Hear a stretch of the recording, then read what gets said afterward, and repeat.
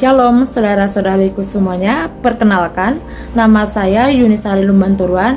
Saya mahasiswi dari Institut Agama Kristen Negeri Tarutung, Prodi Pendidikan Agama Kristen dengan NIM 210111149. Di video kali ini saya akan mencoba menjelaskan salah satu dari teori belajar, yaitu tentang teori belajar konstruktivisme.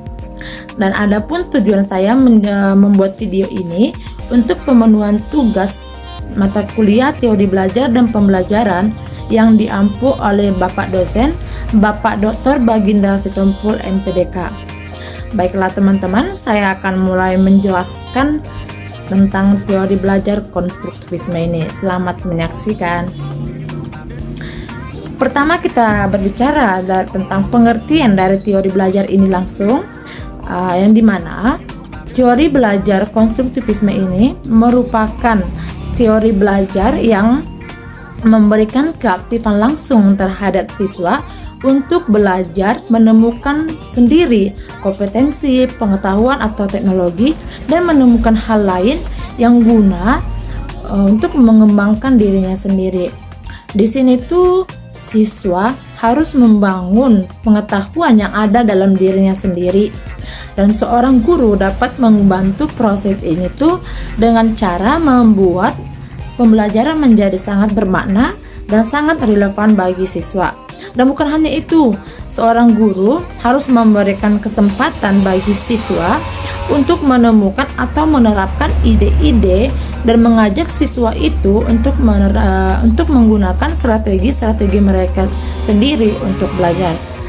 Dan selanjutnya kita berbicara tentang tokoh-tokoh teori belajar konstruktivisme ini.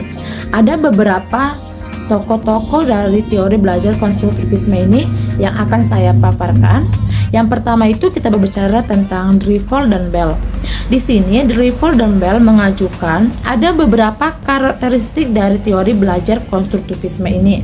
Yang pertama itu, siswa tidak dipandang sebagai sesuatu yang pasif, tetapi siswa itu dipandang memiliki tujuan. Yang kedua, belajar mempertimbangkan seoptimal mungkin proses keterlibatan siswa.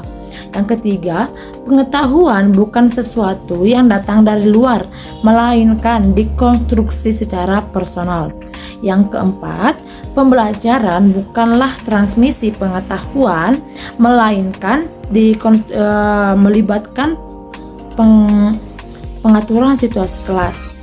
Dan yang kedua kita bicara tentang tokoh Vygotsky.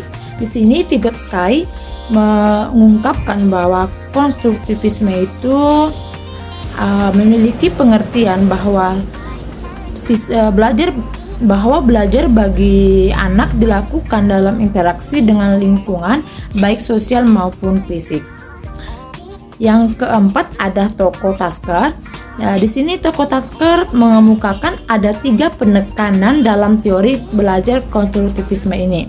Yang pertama itu penekanan yang pertama, peran aktif siswa dalam mengonstruksi pengetahuan secara bermakna. Yang kedua, pentingnya membuat kaitan antara gagasan dalam pengonstruksian secara bermakna.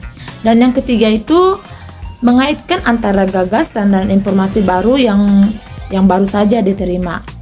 Dan yang keempat ada tokoh Whitley. Di sini Whitley mendukung pendapat dari Tasker dengan mengajukan 2 prinsip utama dalam pembelajaran dengan teori belajar konstruktivisme ini. Prinsipnya itu yang pertama, pengetahuan tidak dapat diperoleh secara pasif, tetapi secara aktif oleh struktur kognitif siswa itu sendiri. Yang kedua, fungsi kognisi bersifat adaptif dan membantu pengorganisasian melalui pengalaman nyata yang dimiliki si anak ataupun si siswa. Nah, yang berikutnya kita berbicara tentang kelemahan dan kelebihan dari teori belajar konstruktivistik ini.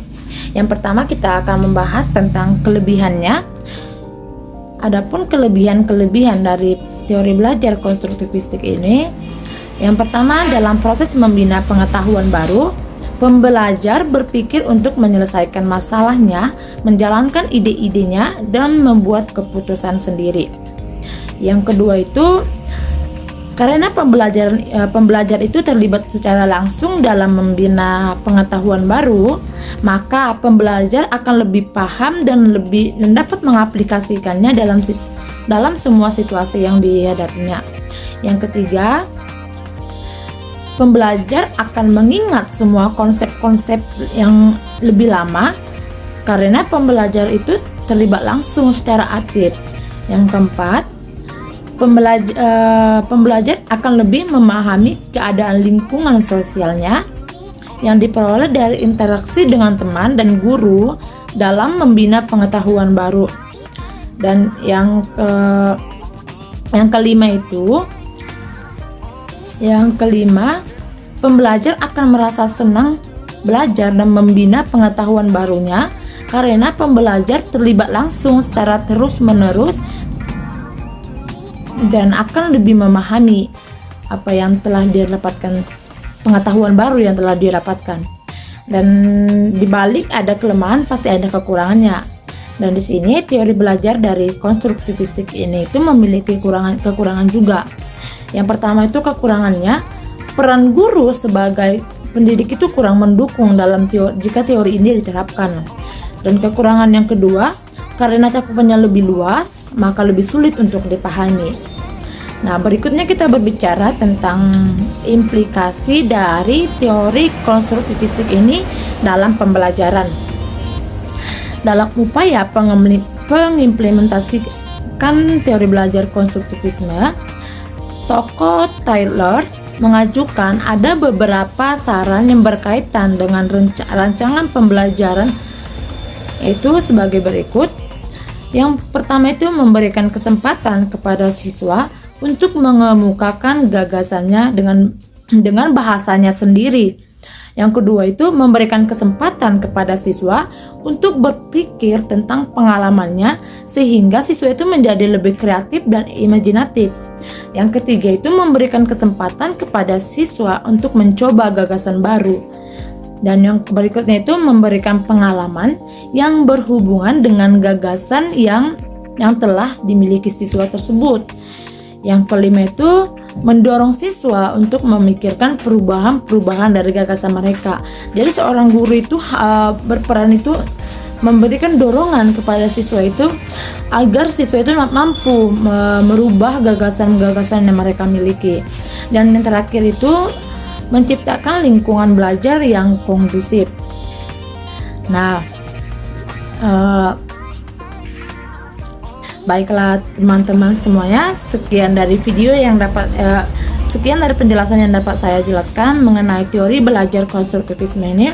Jika ada teman-teman yang ingin bertanya, saya persilakan teman-teman untuk mengetikkan pertanyaannya di kolom komentar. Saya Yunisari Lembantoruan mohon undur diri, mengucapkan terima kasih banyak untuk teman-teman yang bersedia menonton video ini. Jangan lupa di like, di komen, dan di subscribe. Shalom dan semoga video ini bermanfaat bagi kita semua. Tuhan Yesus memberkati.